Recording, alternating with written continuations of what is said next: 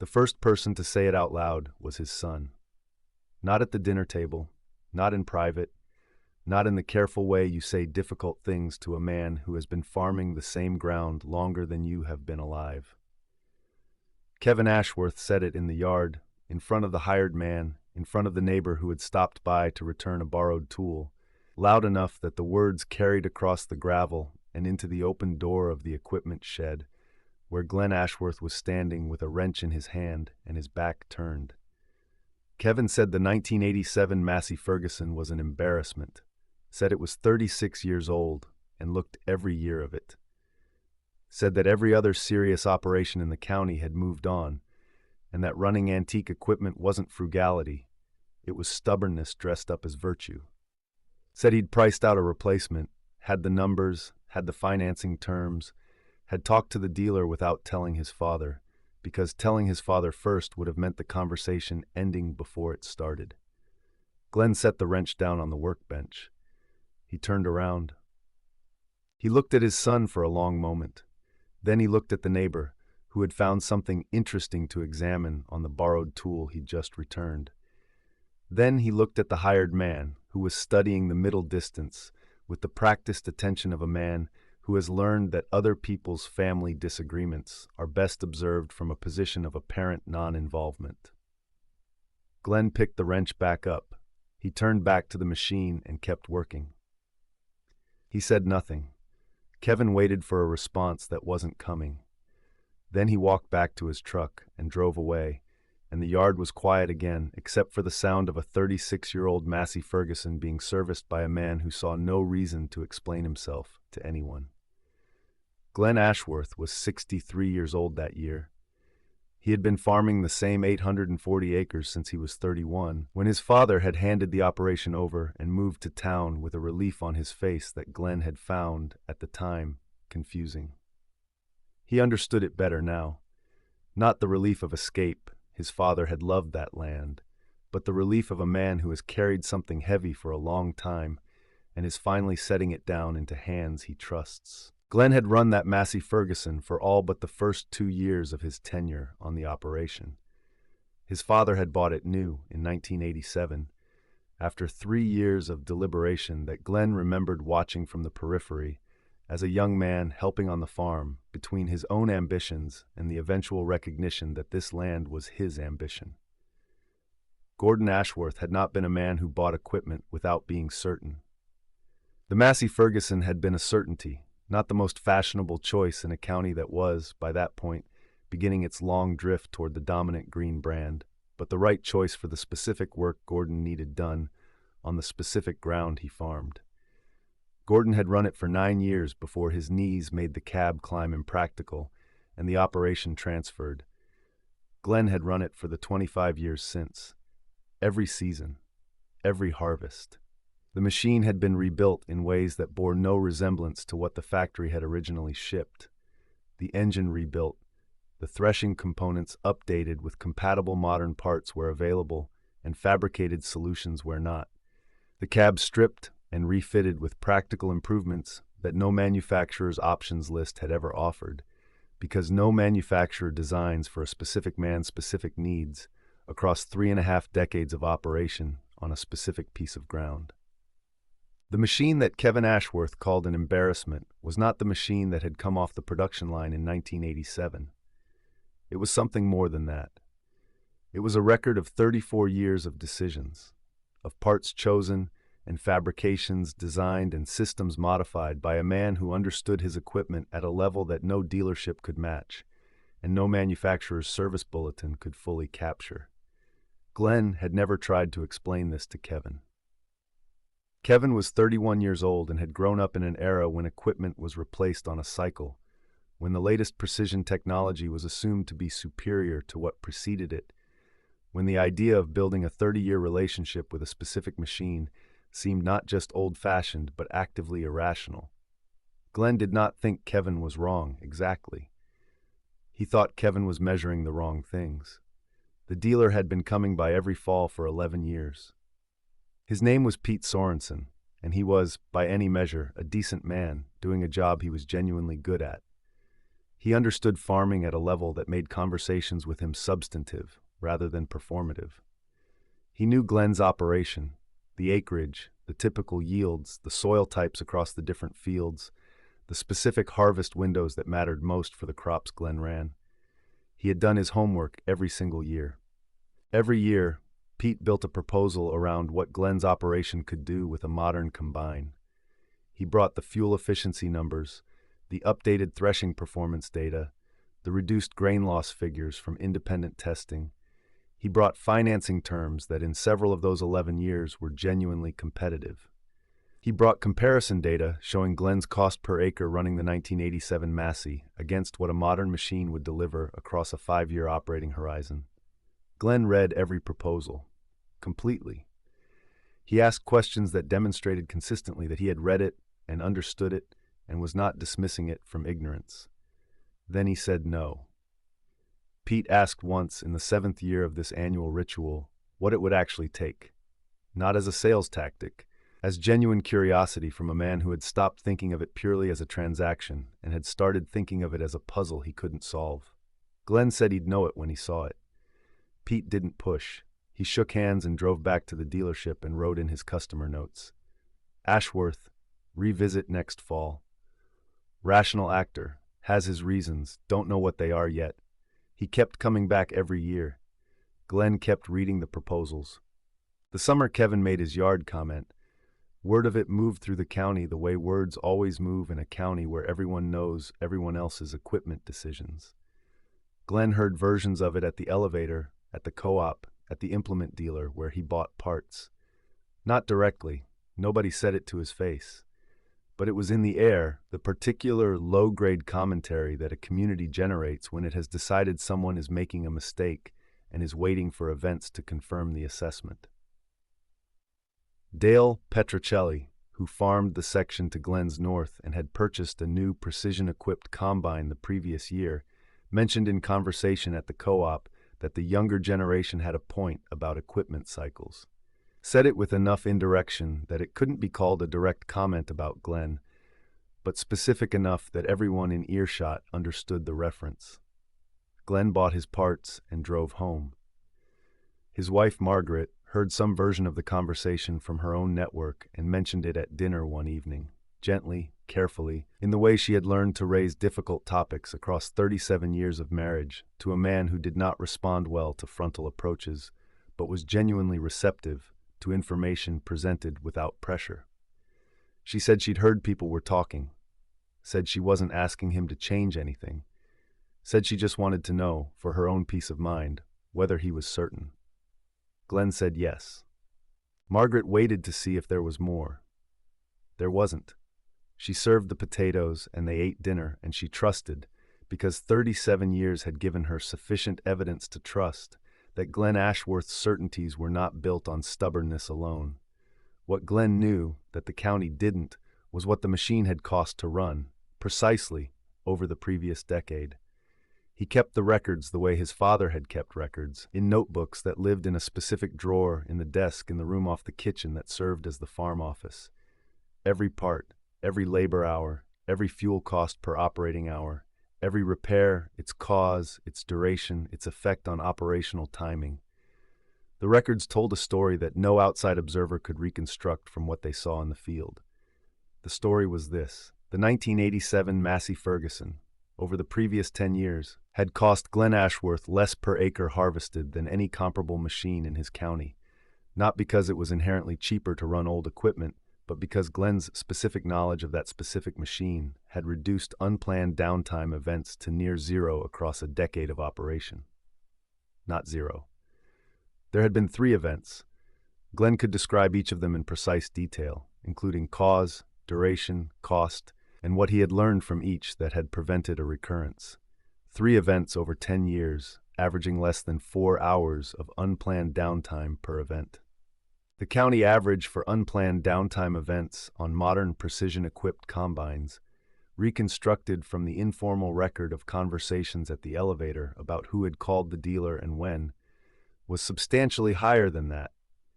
Not because modern machines were poorly built, but because the complexity that delivered their performance advantages also created failure points that required dealer support rather than field resolution.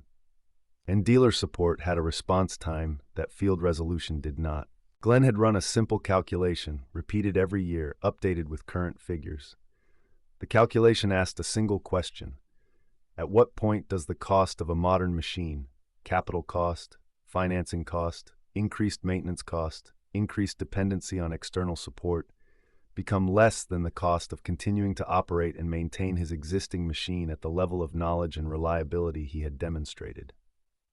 Every year, the calculation came back the same direction. Not because new machines were overpriced, because Glen's specific, accumulated knowledge of his specific machine was an asset that had a real dollar value, and that value was not captured in any manufacturer's comparison sheet or dealer's financing proposal. He had never shown this calculation to Kevin. He had never shown it to Pete Sorensen, though he suspected Pete was smart enough to understand it if he had. He had never shown it to anyone. The October that proved everything came without announcing itself as the October that would prove everything. They rarely do. The forecast going into the last week of September had been cooperative. A standard harvest window, manageable temperatures, precipitation probability low enough that most operations in the county were planning a straightforward push through their remaining acres. Glen had his plan. Kevin, who came back for harvest every year, regardless of the yard comments and the disagreements, because the land was still partly his future, and he understood that much, had his role in the plan. The hired man, a quiet and competent individual named Ray Stokes, who had worked 3 seasons with Glen and understood the machine well enough to do first-level diagnostics without supervision, had his. Then the Weather Service updated the forecast on the last day of September. What had been low precipitation probability became a near-certain rain event, not a brief shower but a sustained system moving in from the northwest, projected to arrive Thursday afternoon and remain through Sunday. This was not an unusual type of event for that geography and that time of year, but its timing was nearly worst case. Most operations in the county had 40 to 60% of their acres still standing, and a sustained rain event lasting 3.5 days, arriving Thursday afternoon, meant a harvest window of approximately 72 hours before conditions shut everything down. 72 hours. 3 days. For acres that had been planned across a week-and-a-half schedule. The county recalibrated overnight. By Tuesday morning, every serious operation was running at maximum capacity, pushing hours that the equipment and the operators were not designed to sustain indefinitely. Dealer lots emptied of rental equipment within 24 hours. The secondary rental market, private arrangements between neighbors, informal loans of equipment, activated with the specific urgency of a community that understood collectively what the window meant. Glen ran the numbers Tuesday morning and determined he could finish his acres before Thursday afternoon if nothing stopped him. Nothing was allowed to stop him. Dale Petrocelli's guidance system went down Tuesday afternoon. The failure was not catastrophic in a mechanical sense. A sensor array in the precision agriculture system, the same type of failure that the manufacturer had issued a service bulletin about 8 months earlier, which Dale's dealer had not yet implemented on Dale's specific machine because the scheduling had not aligned before the season started. The dealer's technician was on another call. The backup technician was covering a second call 40 miles north. Dale's machine sat from 2 in the afternoon until 7 the next morning when the first technician became available. 17 hours. In a 72-hour window, 17 hours was not a setback. It was a redefinition of what was possible. Dale finished his acres Saturday, 2 days after the rain arrived. His last 60 acres went in under conditions that would add meaningful drying costs to his already compressed margin for that year. He absorbed it without complaint, publicly. What he said privately was not recorded. 3 other operations in the county had downtime events during the 72-hour window, none as long as Dale's, all of them consequential. Glen ran Tuesday night until 2 in the morning. He slept 4 hours and ran again from 6. He ran Wednesday straight through with a meal break at noon that Ray Stokes covered while Glen ate standing at the edge of the field. He ran Wednesday night until the dew made stopping necessary. He ran Thursday morning from first light. The rain arrived Thursday at 3:47 in the afternoon. Glen's last field had been finished at 12:31. Kevin had been running the grain cart for 3 days without meaningful sleep. He had watched his father operate that machine across 72 hours with a focus that he did not have a prior reference point for. Not because Glen was not always focused, but because the specificity of the focus during those 3 days was different from anything Kevin had observed in 31 years of watching his father work. Every adjustment was immediate, not reactive, anticipatory. Glen read the crop in the ground and the machine's response with the particular fluency that comes only from 34 years of paying attention to the same language. When the crop conditions changed between fields, the machine settings were adjusted before the performance dropped. When a sound appeared in the threshing cylinder that Kevin did not hear at all, Glen heard it from the cab, identified it, and modified his approach in a way that prevented it from becoming a problem before Kevin even registered that there had been something to address. The machine had not stopped once, not for an unplanned reason, not for a parts failure, not for an electronic fault, not for a system that required a technician with a laptop to diagnose from 4 counties away. Glen had stopped twice by choice. Once Wednesday morning for 40 minutes to address something he had heard that Kevin still could not identify, and once Thursday morning for 20 minutes for a reason Glen described only as routine. Both stops had been brief. Both had been on Glen's terms. Both had been followed by the machine running without interruption until the work was done. Kevin was standing at the field edge when Glen brought the combine in for the last time. The rain was still 2 hours away, but the sky to the northwest had the particular color that this geography produced before sustained precipitation, and everything about the light and the air said that what had needed to happen had happened in the time available. Glen brought the machine down the lane toward the shed with the unhurried pace of a man who has finished what he set out to do. Kevin watched him come.